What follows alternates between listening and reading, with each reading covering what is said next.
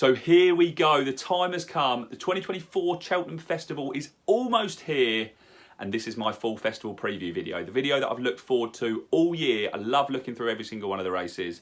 That's what I'm going to do in this video. We're going to cover every single one of the 28 races at the festival, and I'm going to give my thoughts and analysis behind each one. Now look, I have already put up my 20 anti-post bets which have formed my P&L for the 2024 Cheltenham Festival. You can go back across the last few videos and watch those. I give my thoughts, obviously I give the odds, and I give my stakes behind each one of those 20 selections. So have a look at that. Hopefully we have some winners with some nice prices in there this year. And then in terms of this video, what I'm going to do is just put up my sole best bet at current prices within each race. Now last year what I did, I put up a most likely winner and a best value selection for each race, but I was kind of forcing it in some places, especially the handicaps which are a bit more open. So this year, just keeping it simple with one bet for each race, along with my thoughts behind each one and each race. And as I referenced just then, we're a week out from the festival. We obviously don't know what ground conditions are going to be like. We don't know, especially for the handicaps, which races a lot of the horses are going to be going for.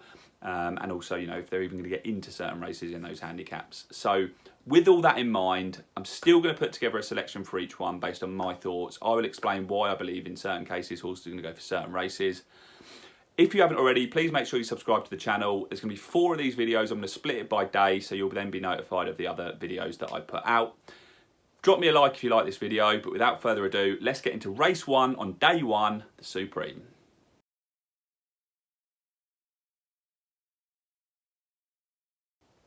So up first, the Supreme Novices Hurdle, one of my favourite races at the festival every year, and lots of question marks this year over the race surrounding the favourite. We'll come on to that in a second. But last year, Marine Nationale versus Facile Vega was kind of the battle at the head of the market leading up to the race. Year before that, it was Constitution Hill versus Jonbon, with Dysart Dynamo coming into that market as well. This year, the question marks are around Ballyburn, who's currently the 4-5 favourite for the race. Obviously, that has a huge impact on the market, but there's question marks on, you know, whether or not he goes for this race or goes for the longer Novices Hurdle in the Bearing Bingham. Now, if we look at the exchanges, those prices are suggesting that he's going to go for this race, the Supreme. So for the purpose of assessing the market, let's assume that happens. Question marks on the other horses in the race. Mystical Power, for example, are an impressive winner of the Moscow Flyer. But will Mystical Power go for this race or the longer Bearing Bingham race?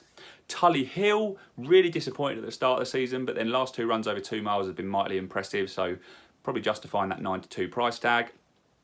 Jericho de Repene was favourite for this race for a long time throughout the middle part of the season, but not too impressive on last start and has drifted out to 9-1 for this race. Then Firefox, the horse that actually beat Ballyburn earlier in the season over 2 miles. Probably fair to say Ballyburn wasn't quite 100% fit in that race. A lot of Willie Mullins horses this season we've seen come out on first runs, disappoint, and then improve as the season goes on. But I'm keeping it simple for this race. If Ballyburn goes here, and like I say, let's assume he does, I can see him absolutely dominating this field from the front running performance, same as he did over 2 miles at the Dublin Racing Festival, and quite comfortably winning this race. So it's a very boring one. It's an odds-on favourite to start, but genuinely can't see Ballyburn beaten if he goes here, which I genuinely believe he will. So first selection, Ballyburn for the Supreme Novices Hurdle.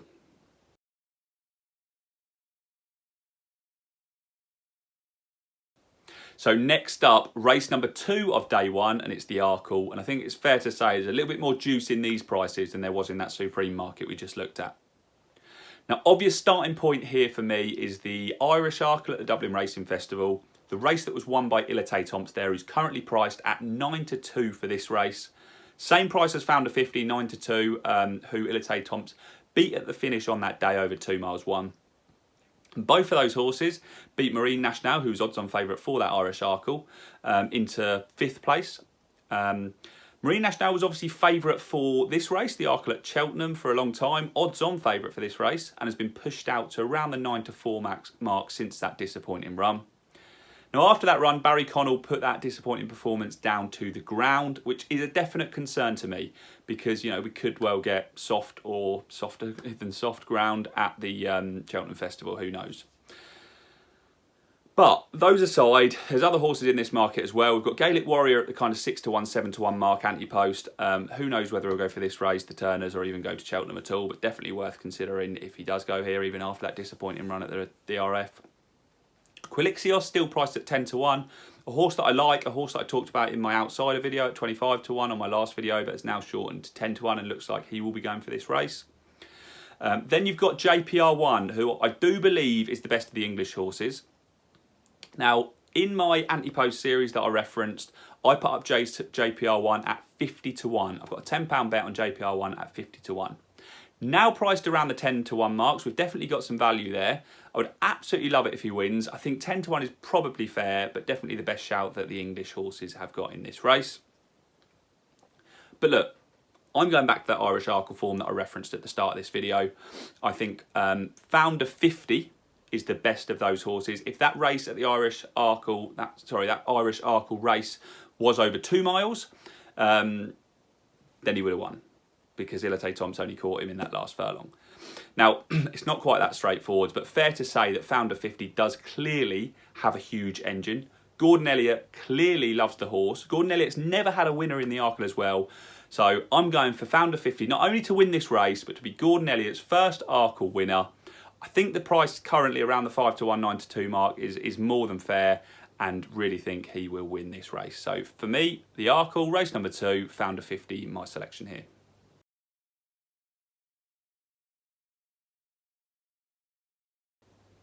Race number 3 of day 1, and it's the Ultima, our first handicap so far, and a race that's typically really difficult to find the winner of.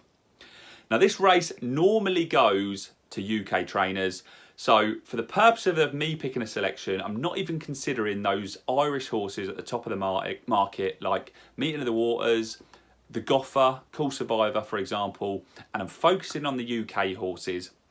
And you can't get much closer to Cheltenham than Kim Bailey. Now, Kim Bailey looks to have 2 good chances in this race with Chianti Classico and Trelawn.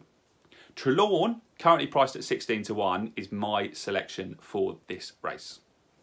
Now, what I will say about the Ultima is that bookies typically pay 6, 7, even up to 8 places in this race. So if you can find a bookie on the day who's paying a lot of places, that would definitely be what I'm looking to do and how I'm looking to play this market.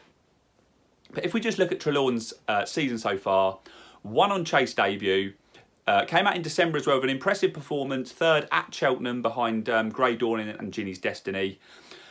Trainer has come out and said that optimum distance is going to be 3 miles. They've got confidence behind this horse, and therefore looks like the horse has been laid out for the race.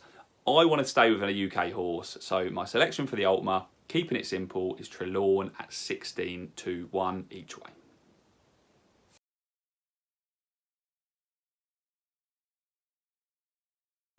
Day 1, race 4, the big race of day 1 is a Champion Hurdle. Obviously, the disappointing news we've had recently is that Constitution Hill looks unlikely to go to the festival due to an illness.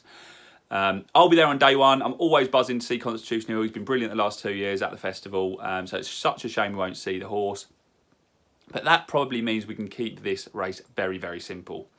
Assuming Constitution Hill doesn't go, my selection is State Man at whatever price he goes off at, likely 1 to 2-ish. I don't really know if there's any point looking for much more value in this race. Irish Point is currently priced around the 7 to 1 mark in anti-post markets, so there might be some each way value there. But look, this one is straightforward, unfortunately. State Man at odds on for the race. I can't see him beaten, and therefore is my selection.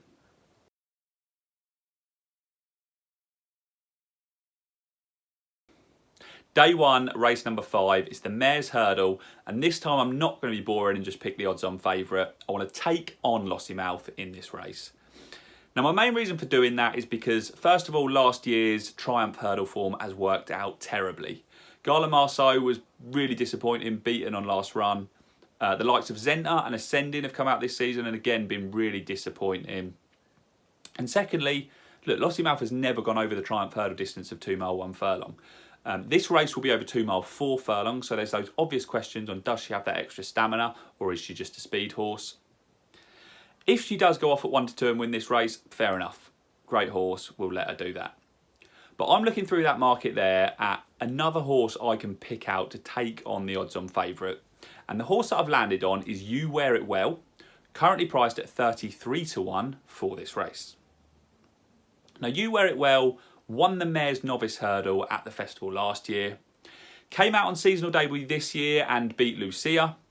has come third in the fight and fifth, has come second behind Marie's Rock, finished beaten 27 lengths last time, so I'm happy to write that off. That was too bad to be true.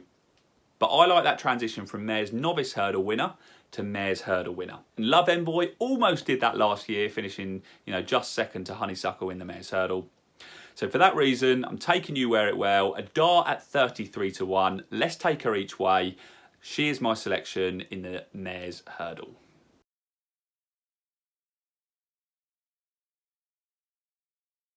Next up, race number 6 of day 1, and it's the Boodles, the juvenile handicap hurdle of the festival.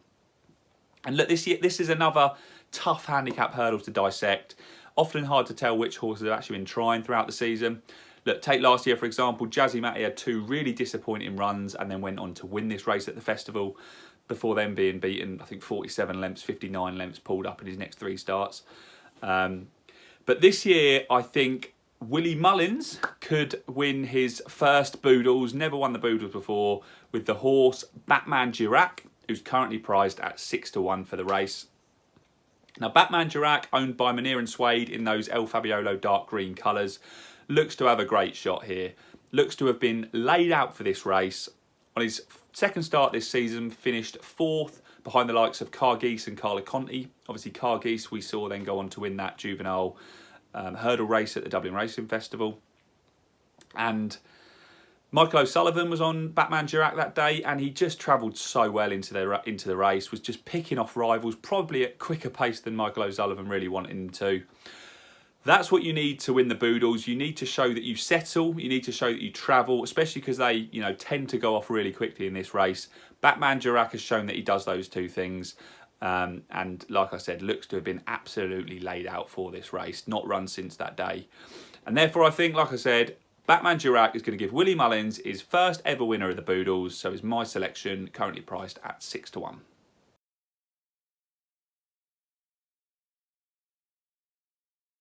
Now, race number 7 of day 1 is the National Hunt Chase, the last race of the day. Typically when the sun's setting, it's a bit dark and gloomy, but this race is far from dark and gloomy. I think a really exciting renewal this year. We've got Embassy Gardens at the head of the market. Now, I put out a poll on Twitter about the worst price favourite of this year's festival, and Embassy Gardens won it by a country mile, over 50% of the vote. So at 7 to 4, I think the majority of punters do not like that price and do not fancy the market leader to win this race. But then behind Embassy Gardens, you've got some really interesting horses who I think will provide a really good spectacle for this race. The likes of Nick Rocket, 3-Card Bragg, Corbett's Cross, for example, Broadway Boy. I think they're going to have a really good battle. But the one I haven't mentioned there, and my selection for this race, is a horse that Gordon Elliott, I think, has had in mind for this race all season, and that is Salvador Ziggy.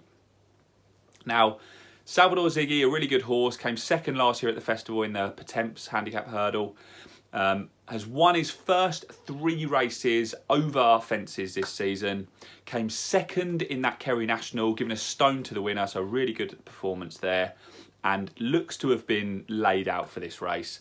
So, again, a horse who is clearly a good novice chaser, clearly loves the fence, has been backed for this race and looks to have the backing of his trainer. What more is there not to love?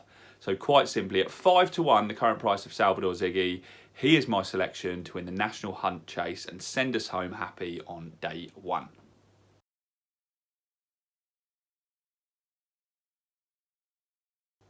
So that concludes my festival preview of day 1 of the 2024 Cheltenham Festival. Hopefully out of those 7 selections, we've found some nice winners all round. If you haven't already, please make sure you subscribe to the channel. Do your good deed for the day and like this video. I'll be back very soon with my day 2 selections, so I'll see you there.